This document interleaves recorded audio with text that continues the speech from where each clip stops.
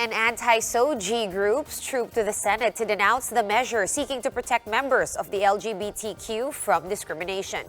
Senate President Tito Soto tells them not to worry because the bill will not likely hurdle the upper house. Mayan Los Baños with the full story.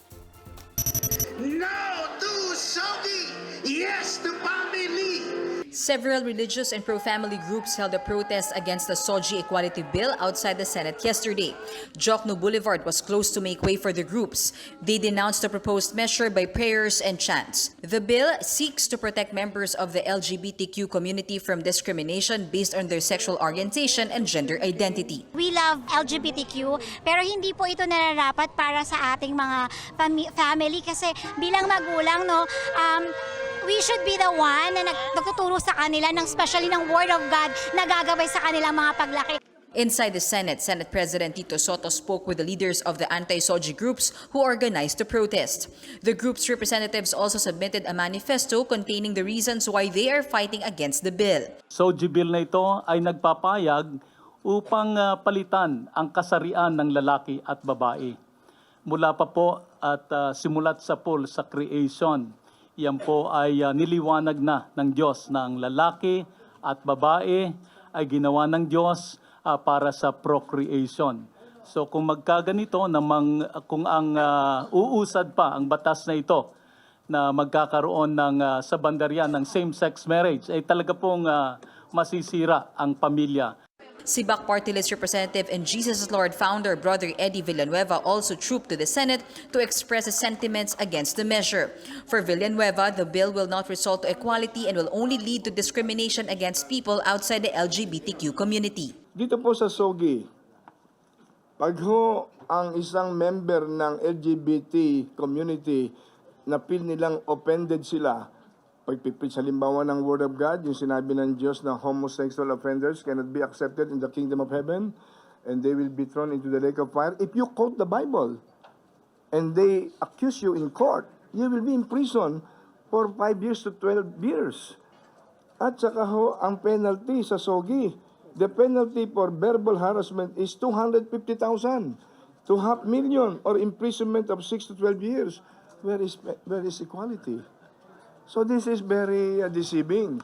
Senate President Tito Soto firmly believes there's no longer a need for the SOGIE bill. We can safely say, and we have studied this proposition already, there is no need for it. It is a redundancy.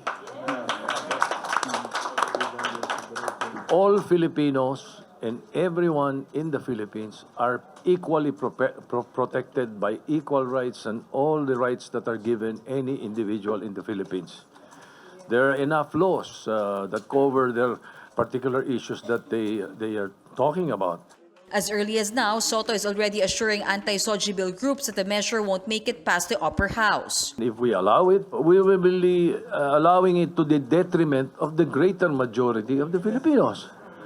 Therefore, you can rest assured that as far as the Senate is concerned, Senator Villanueva, Senator Pacquiao, and many others, I assure you, there is a great majority in the Senate that support your cause. The Senate President also notes that around 15 senators or a majority of them are against the bill. Meanwhile, as protest actions against the SOGIE bill were ongoing outside the Senate, an exhibit advocating for the measure's passage was also held inside the Senate halls.